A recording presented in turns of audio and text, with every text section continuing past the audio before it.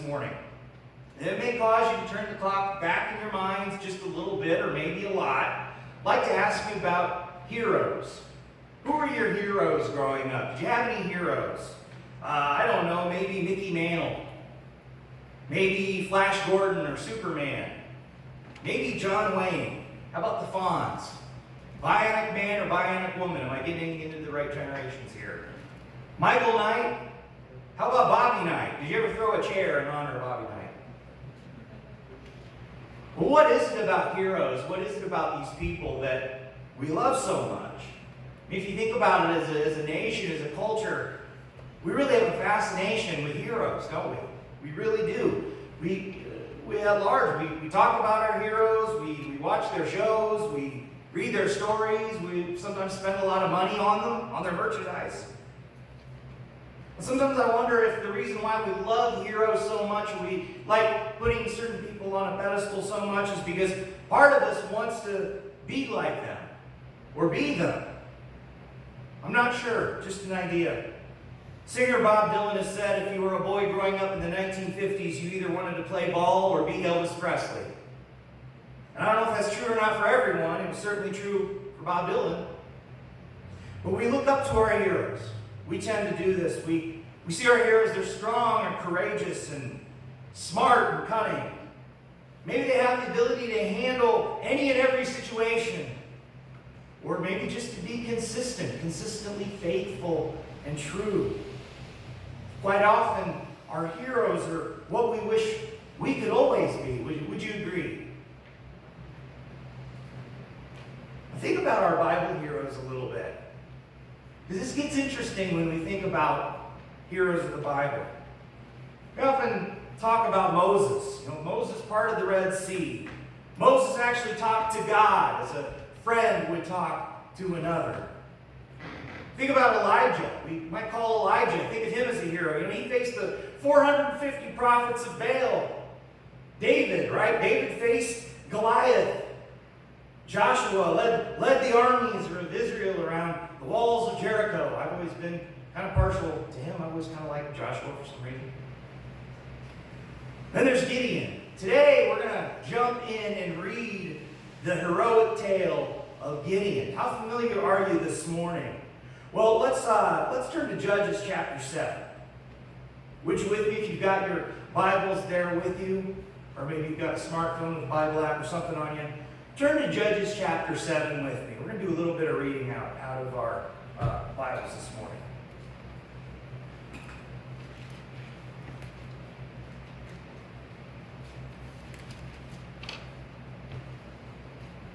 And the chapter begins this way, Judges chapter 7. Then Jerubbaal, that is Gideon, and all the people who were with him rose early and encamped beside the spring of Harod.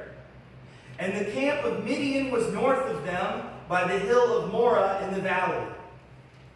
The Lord said to Gideon, the people with you are too many for me to give the Midianites into their hand, lest Israel boast over me, saying, my own hand has saved me. Now therefore proclaim in the ears of the people, saying, whoever is fearful and trembling, let him return home and hurry away from Mount Gilead. Then 22,000 of the people returned, and 10,000 remained. And the Lord said to Gideon, the people are still too many. Take them down to the water, and I will test them for you there. And any one of whom I say to you, this one shall go with you, shall go with you. And any one of whom I say to you, this one shall not go with you, shall not go. Verse 5, so he brought the people down to the water. And the Lord said to Gideon, everyone who laps the water with his tongue as a dog laps, you shall set by himself. Likewise, everyone who kneels down to drink. And the number of those who lapped, putting their hands to their mouths, was 300 men. But all the rest of the people knelt down to drink water. And the Lord said to Gideon, with the 300 men who lapped, I will save you and give the Midianites into your hand. And let all the others go every man to his home. We're at verse 8. So the people took provisions in their hands and their trumpets, and he sent all the rest of Israel, every man to his tent, but retained the 300 men, and the camp of Midian was below him in the valley. Well, if you think about it at this point, by the end of this verse, we're off to a heroic start, aren't we? Things are looking good for our lead character with what God is doing. God is giving orders and provisions, and Gideon is following. And now in the next verse of Scripture, look with me here quick. Look what God is going to tell Gideon. He's going to say the very next verse, I have given this camp into your hands. This is in the very next verse here. God's going to say, you're a hero, Gideon. It's going to happen.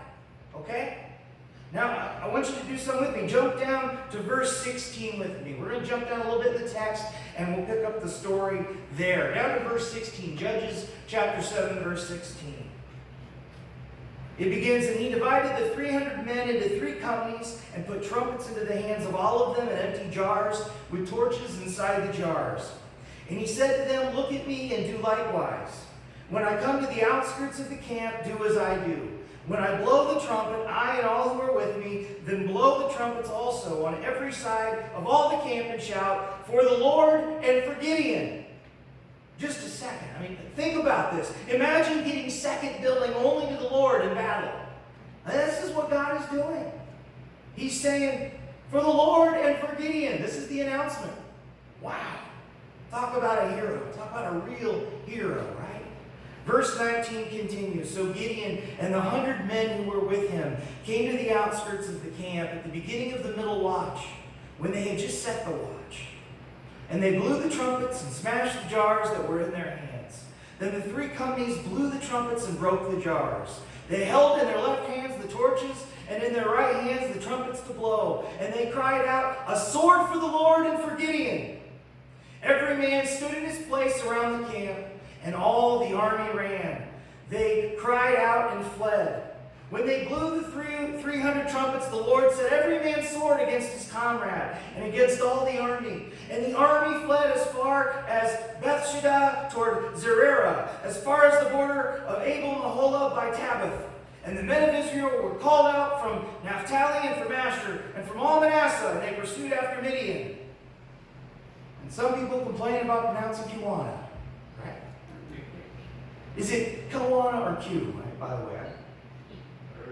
Okay. Well, I don't know about you, but I can already imagine Gideon, God's servant, right here when I think about what God's doing through him. In that same list is Bionic Man and John Wayne.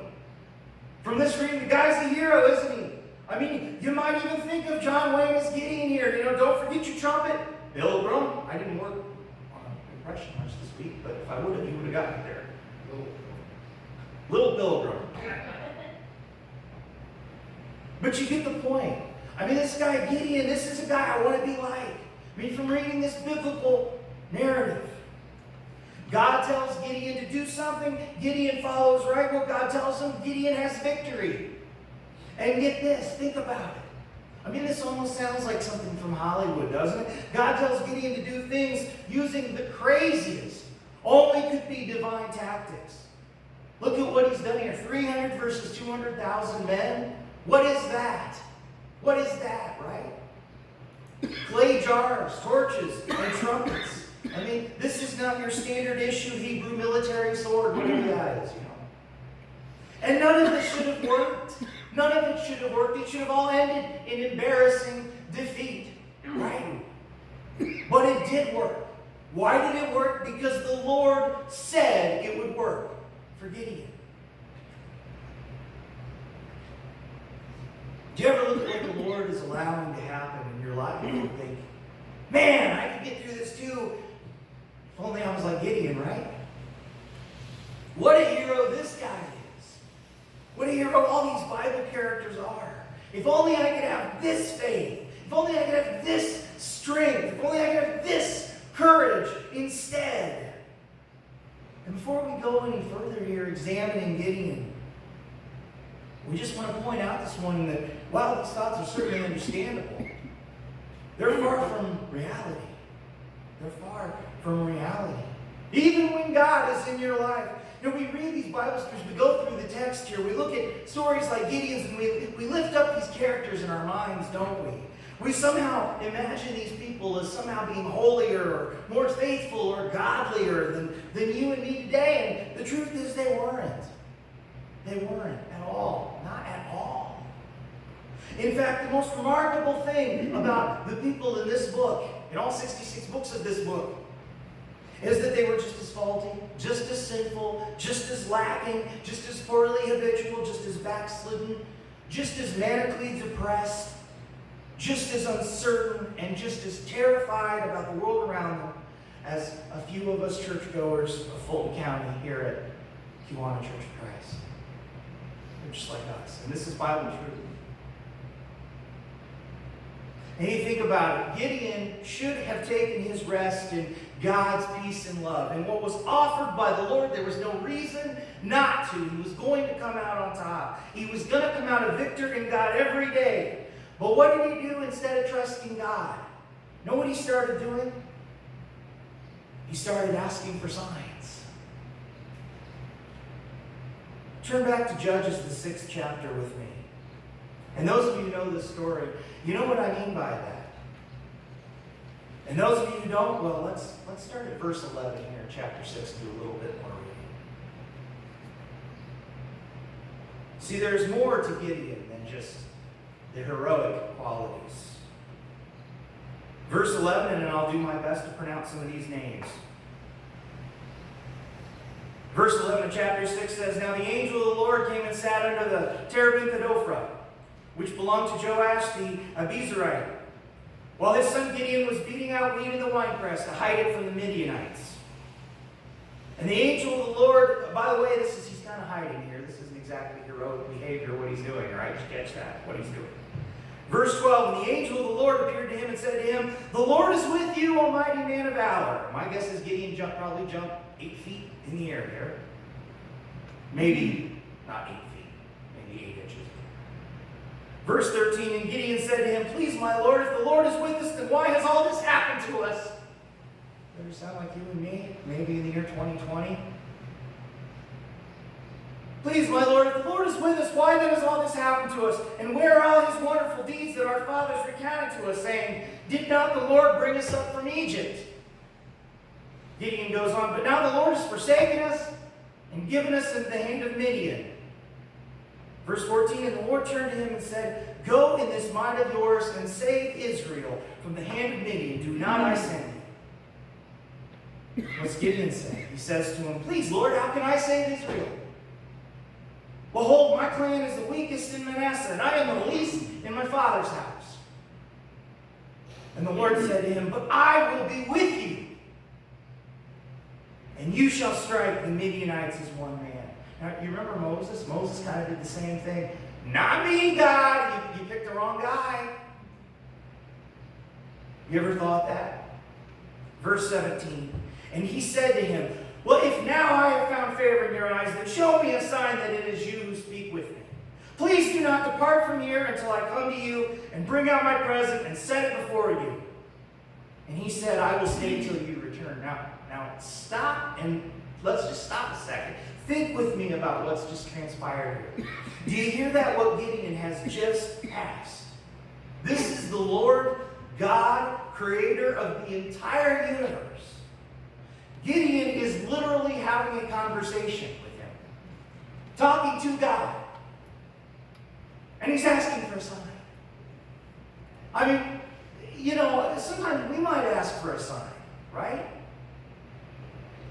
But Gideon wants a sign from God. He's having an actual little conversation.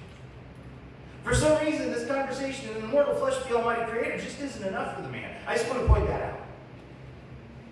Back to the story. Verse 19. So Gideon went into his house and prepared a young goat and unleavened cakes from an ephah of flour. The meat he put in a basket, and the broth he put in a pot, and brought them to him under the terebinth and presented them. And the angel of God said to him, Take the meat and the unleavened cakes, and put them on this rock, and pour the broth over them. And he did so. We're verse 21 now. Then the angel of the Lord reached out the tip of the staff that was in his hand, and touched the meat and the unleavened cakes. And fire sprang up from the rock and consumed the meat and the unleavened cakes. And the angel of the Lord vanished from his sight. Then Gideon perceived that he was the angel of the Lord. And Gideon said, "Alas, O Lord God, for now I have seen the angel of the Lord face to face." Well, now he's afraid, right? And part of us might be thinking, well, hold on a second. You know, Gideon, you did kind of ask for it, fella. I mean, when we were in Israel hauling the ark around, you know, God put faithless people to death for a lot less, right? I mean, think about it. But listen to what God says to Gideon. It's very interesting. Out of all the things God could have said to Gideon. Verse 23. But the Lord said to him, "Peace be to you. Do not fear. You shall not die." Then Gideon built an altar there to the Lord and called it, "The Lord is Peace." To this day it still stands at Ophrah, which belongs to the Abiezrites. And this is just something interesting I just wanted to point out. We hear a lot, don't we, especially from non-believers, about supposed God of the Old Testament. You know what I mean? I mean, the God of the Old Testament, according to the world, is always out to kill someone. He hates everybody. It's like he's perpetually stepping on a Lego and he's going to smite every person in his path. You know? That's what the world says about the God of the Old Testament. What does Gideon say about God? Even when we doubt, perhaps God remains faithful. Even when we're at war within ourselves spiritually, God remains a God of peace. Incredible. The God of the Old Testament is the Lord of peace. And Gideon is aware of this. He's aware of the peace and love of the Lord, even in his moments of doubt. Incredible. And God's going to come through for Gideon and Israel. And in this next set of scriptures here in the text that's going to follow, we're going to see the Lord do some amazing things out of his love for his people. He's going to prove his faithfulness, even to those people who doubt, to those people that have been complaining, "Where are you, God? Where have you been since Egypt?" Let's jump down to verse 36. This is our highlighted text for the morning. This is really the point where it gets interesting. After all of it, right? This next set of verses 25 through 35. There's a pagan altar. It's been built to Baal, the god Baal. It's going to be broken down. And Gideon, with the help of the Lord, is going to upset. He's going to confound his enemies. To so much, they're going to give him this nickname. This name that we started off in the story about. This Jerubbaal, meaning let Baal contend against him. That's how much he honks everybody off. It's like, okay, our God's just going to deal with him. How is Gideon's faith going to hold out now?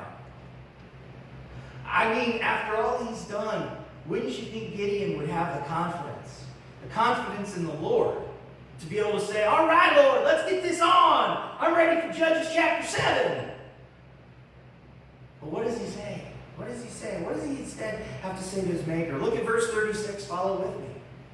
He still just does not seem convinced. He's still hauling his doubt around with him. Look, Gideon says to God, verse 36, "If you will save Israel by my hand, as you have said, behold, I am laying a fleece of wool on the threshing floor. If there is dew on the fleece alone, and it is dry on all the ground, then I shall know that you will save Israel by my hand, as you have said." Now, do you think maybe Gideon's being just a bit presumptuous? I mean, maybe just a tad at this point. But look what God in his infinite peace and love, does for Gideon in this continued doubt, despite all God is doing. Verse 38, "And it was so, when he is Gideon, when he rose early next morning and squeezed the fleece, he wrung enough dew from the fleece to fill a bowl with water. Then Gideon said to God, 'Let not your anger burn against me. Let me speak just once more. Please let me test just once more with the fleece. Please let it be dry on the fleece only, and on all the ground let there be dew.' Verse 40, "And God did so that night, and it was dry on the fleece only, and on all the ground there was dew." And we're tempted, I'm tempted to want to lay into the guy a little bit at this point. I mean, we know about the God of love and peace. We also know about the God of patience, right? We want to say, "Gideon, you're gold, man. Stop trying to fleece the Almighty already. I won't make any more sheep jokes, I promise. Well, we're tempted to say about Gideon like we always want to say about everybody else from Israel in the Old Testament. Man, can't you guys just trust the Creator for 5 minutes without sinking back into doubt about who you are and what God's plan is for you? Where is your faith? When Jesus comes later, he kind of says the same thing, doesn't it? Where's your faith? I mean, why do you guys always get delusioned, always fall back into these patterns of sin? 10 minutes after God saves the skin you're in, you're throwing a sheepskin out at it. But yet today we ask the question maybe of ourselves. Do you and I ever feel like Gideon? Do you and I have those moments or continued moments? Or days or weeks or months or years, seasons of our lives where we feel like maybe we feel we're just not going to live up, right? We're just not sure we're going to be able to cut it. To quote Weird Al Yankovic, like we suffer from delusions of adequacy. We aren't a good enough person for God to recruit us. Maybe we feel like we don't pray enough. We don't pray eloquently enough for God to hear us. Maybe we feel like, well, I don't read the Bible enough. I don't understand the Bible well enough when I do read it. But how's God going to work through me? I've made too many mistakes. I've fallen outside this perfect Christian box so many times. I can't figure out why on earth God would want anything to do with me, let alone use me. And the short answer to these questions is, I have absolutely no idea.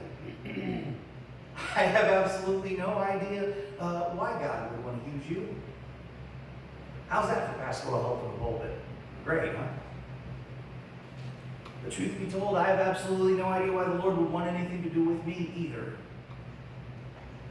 Because none of us are good enough for God, and we never can be. Isn't that right? The Bible says, Romans 3:12, all have turned aside. Together they have become worthless. No one does good, not even one. That comes right from Romans. Again, and that included Abraham, that included Moses, that included Elijah, that included David. Warts and all, they're all in here, including those mistakes. Would you say David was the perfect believer? No. And it included Mr. Sheepskin himself, Gideon. But the good news is this morning. If God used a man as fearful and with as much doubt and as weak as Gideon, do you think God can use you and me too? Yeah, I believe he can.